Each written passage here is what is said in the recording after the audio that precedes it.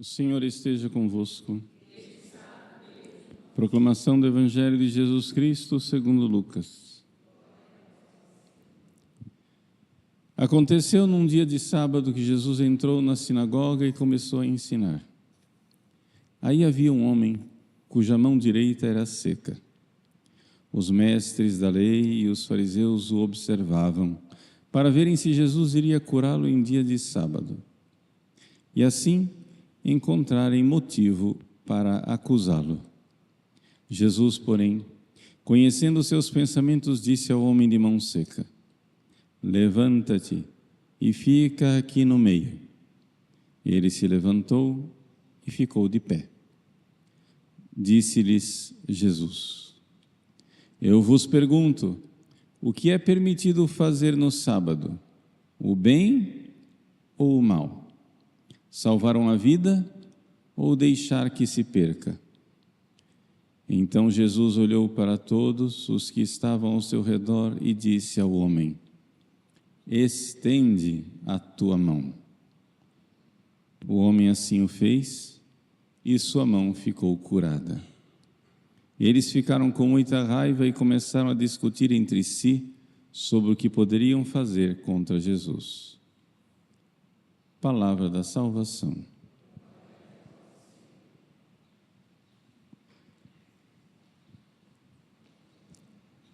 Meus queridos irmãos e irmãs, nós estamos na Quaresma de São Miguel, em que nós vivemos com bastante intensidade a consciência de que precisamos fazer o que Jesus nos ordenou. Quando orardes, dizei: livrai-nos do mal, livrai-nos do maligno.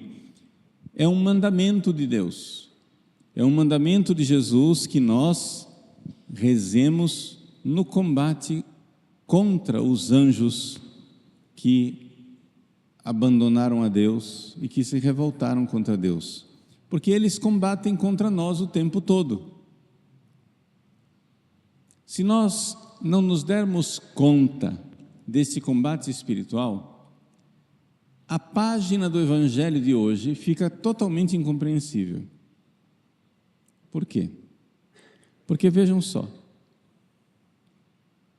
os fariseus, os doutores da lei, eram os líderes religiosos da religião que Deus, o próprio Deus, tinha instaurado neste mundo. Foi Deus quem escolheu Abraão.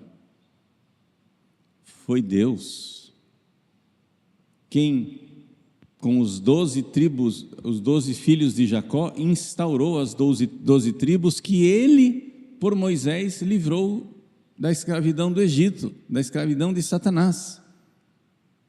Foi Deus quem deu a esse povo a lei no deserto. Foi Deus quem enviou profetas para que esse povo permanecesse fiel na santidade. Foi Deus quem preparou tudo para a vinda de Jesus, através desta santa religião no Antigo Testamento.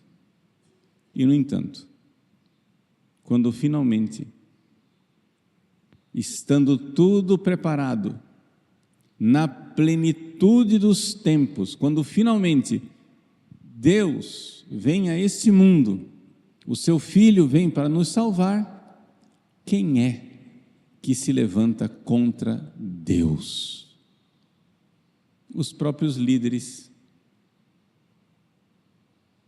Os próprios líderes da religião santa que Deus tinha instaurado.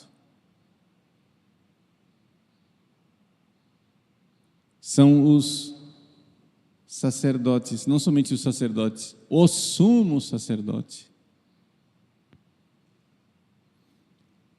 Caifás, que, por providência divina, tem o mesmo nome do novo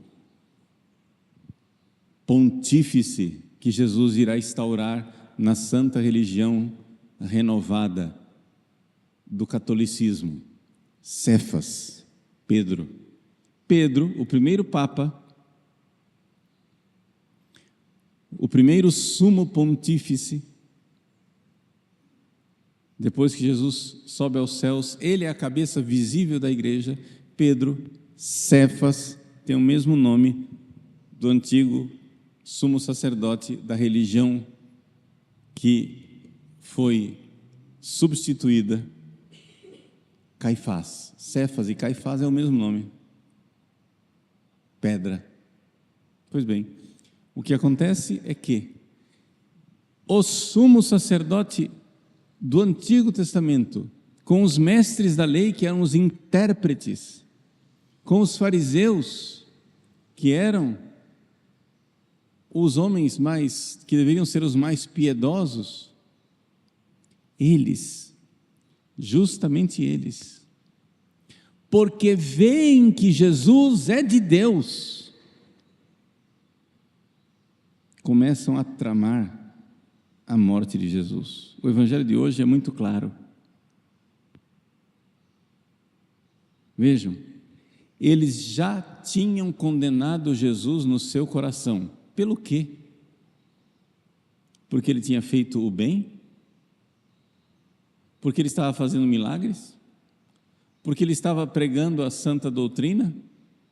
Porque ele estava perdoando os pecados? Porque ele estava fazendo o bem? Ora, meus queridos, esta é a marca inconfundível da pata fedorenta de Satanás: o ódio pelo bem.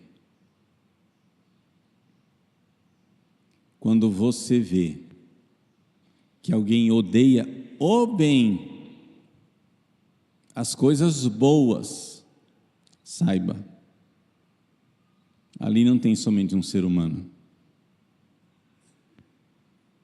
Essa é a chave que distingue a ação satânica. Quando a pessoa odeia o bem. Jesus, na sinagoga, no dia de sábado, observam se Jesus irá curar, irá fazer o bem, para poder acusá-lo. Acusador, em hebraico é Satã. Acusar, o acusador. Você faz o bem e vem alguém e acusa.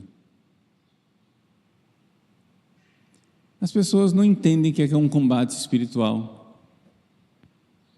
Você faz o bem, você vem à igreja, você se confessa, você adora Jesus, você faz a quaresma de São Miguel, você faz jejum, você renuncia a seus pecados, recebe a graça, se confessa, etc, etc, e diz: eu estou fazendo tudo certo e só sou perseguido. Mas essa é a assinatura de que você está fazendo certo.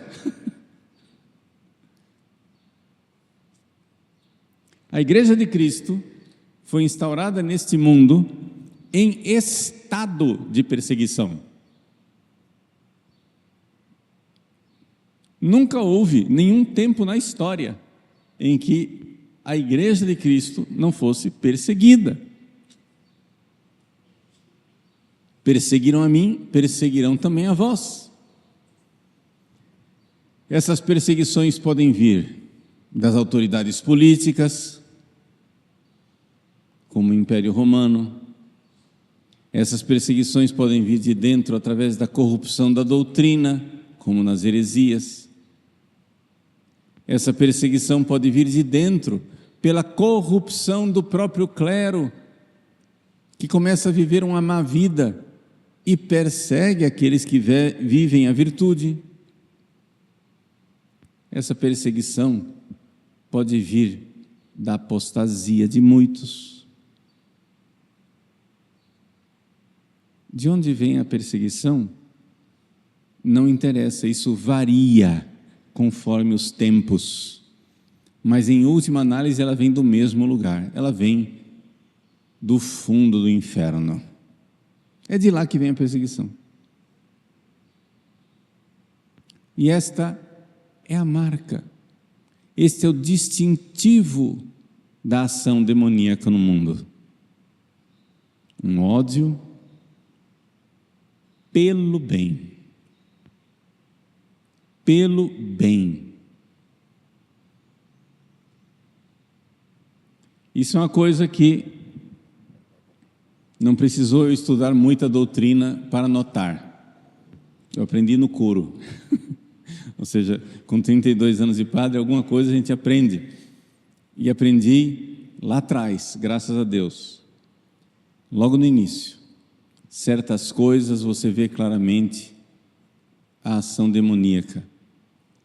Existem homens e mulheres que são vítimas da ação demoníaca. Não estou condenando essas pessoas. Estou condenando as ações delas. Elas estão sendo instrumento de Satanás. Pode ser que por uma bondade divina elas se arrependam do mal que fizeram conscientemente, ou sejam salvas porque fizeram o mal inconscientemente, mas foram instrumento do diabo. E a gente vê isso. Quando você, por exemplo, celebra a missa direitinho, só isso. Celebra a missa como está no missal. E nem estou falando do missal antigo, que era usado há 60 anos atrás, que esse daí é mais odiado do que todos. Estou falando do missal que nós usamos todos os dias, o missal reformado de Paulo VI. Se você ousar celebrar missa, como está no missal, você, padre, que celebra missa, como está no missal, você será odiado.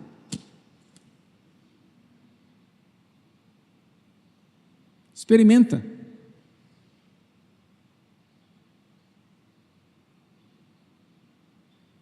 Você será odiado por fazer o correto. Se você pegar o Código de Direito Canônico, como é que diz o Código de Direito Canônico que um padre deve se comportar? O padre deve fazer retiro anual, fazer recolhimentos mensais, deve fazer meditação todos os dias, visitar o Santíssimo Sacramento, rezar a liturgia das horas, rezar o Santo Terço, se confessar com frequência, usar o hábito clerical, a roupa de padre, celebrar a liturgia como está previsto nas rubricas, pregar a doutrina como está no catecismo e nos concílios ecumênicos. Padre, faça isso. Você deve fazer isso. Mas saiba, você será crucificado, morto, sepultado e não ressuscitará ao terceiro dia. Ressuscitará no fim dos tempos. Por ter feito o bem.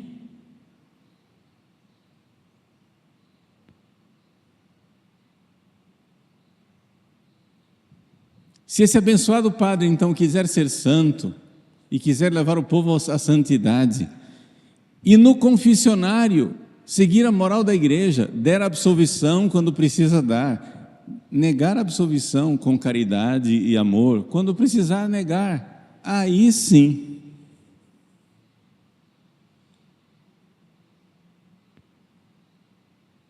Aí declarou guerra ao inferno. Meus queridos, normal. Não estou dizendo que está correto, mas é como se admirar que faz calor em Cuiabá, né? Nossa, que calor que está fazendo. Cara, você está em Cuiabá. Se você estivesse no Alasca, seria de estranhar. Você está em Cuiabá.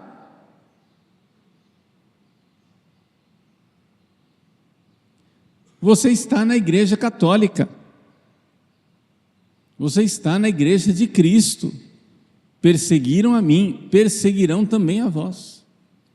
Meus queridos, não tenhamos dúvida que aqueles sumos sacerdotes, aqueles doutores da lei, aqueles fariseus que decidiram pela morte de Jesus, não tenhamos dúvida que estavam todos possessos. E alguns possessos de possessão perfeita. Possessão perfeita é quando a pessoa consente e quer ser possuída.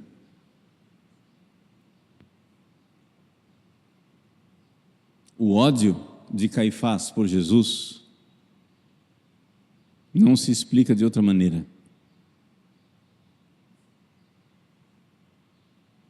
Pilatos, o pagão Pilatos, que está no inferno também, mas Pilatos, o pagão Pilatos, ficou perplexo diante da maldade e da inveja dos sumos sacerdotes. São João nos diz, Pilatos sabia que os judeus tinham entregue Jesus por inveja. E a inveja, meus queridos, saibamos, é uma dessas assinaturas do diabo. Quando ele deixa lá as suas impressões digitais, são 2 pecados que são tipicamente demoníacos: a soberba, e portanto o ódio contra o bem, soberba, e a inveja assassina. A inveja assassina. Foi por inveja que Satanás fez Adão e Eva caírem. Foi por inveja que Caim matou Abel. Foi por inveja que Esaú perseguiu Jacó. Foi por inveja que José foi vendido no Egito. Foi por inveja que Saul quis matar Davi. Foi por inveja que Jesus foi morto na cruz. E a inveja é aquele sentimento desordenado e consentido, no caso de ser pecado pessoal, um sentimento desordenado de ver o bem do outro e achar que o bem do outro me prejudica. Tem coisa mais satânica do que isso. O outro está sendo abençoado, o outro está recebendo o bem, o outro está sendo agraciado, o outro está sendo santificado, o outro está ficando melhor, o outro está verdadeiramente trilhando o caminho de Deus, e você acha que o bem dele é o seu mal.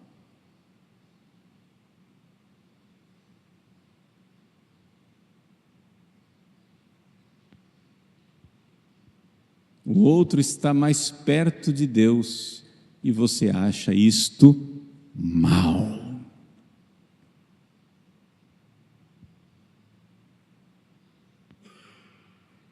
O outro está fazendo as coisas de Deus e você acha isto mal. Um verdadeiro ódio, um furor satânico contra o fato das pessoas progredirem espiritualmente, as pessoas ficarem melhores, mais obedientes, mais puras, mais castas, mais generosas, mais retas, mais fiéis.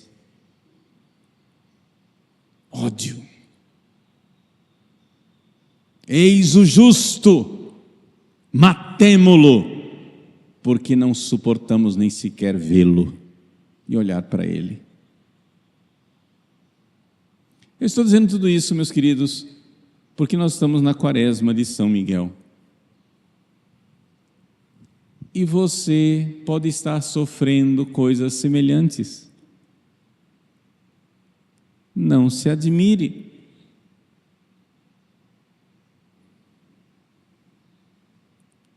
é sinal da derrota dele. Satanás é derrotado e vai embora, mas antes de ir, ele esperneia. Ele sai, mas muitas vezes, quando sai, ele dá uma mordida e arranca um pedaço, mas vai embora. É melhor você ficar salvo com a cicatriz da luta do que você ficar ileso, abraçado com ele, indo para o inferno. Coragem. Ele está esperneando.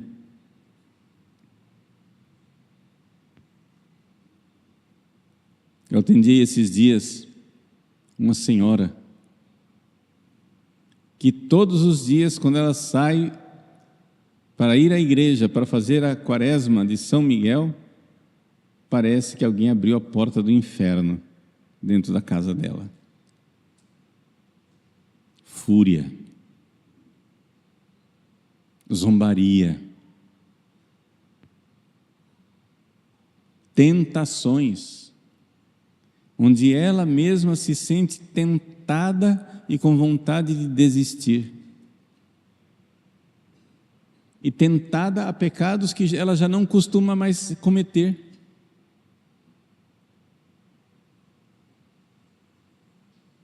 Pecados que já tinham sido superados e agora parece que voltam como tentação. Eu disse para ela: minha filha, que alegria, que bom, está funcionando. Ele sabe que foi derrotado. Ele sabe. E porque ele sabe, ele não quer que você saiba.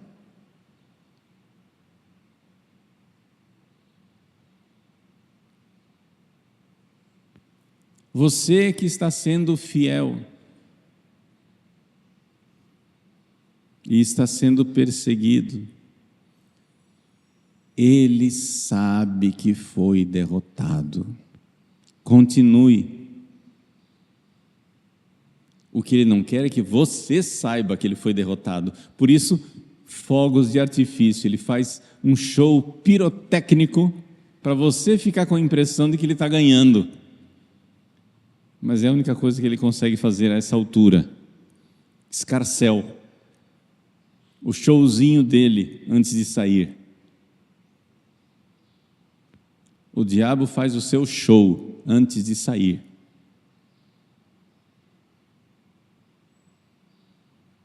Mas Nossa Senhora olha para ele e diz: tu sabes que foste derrotado.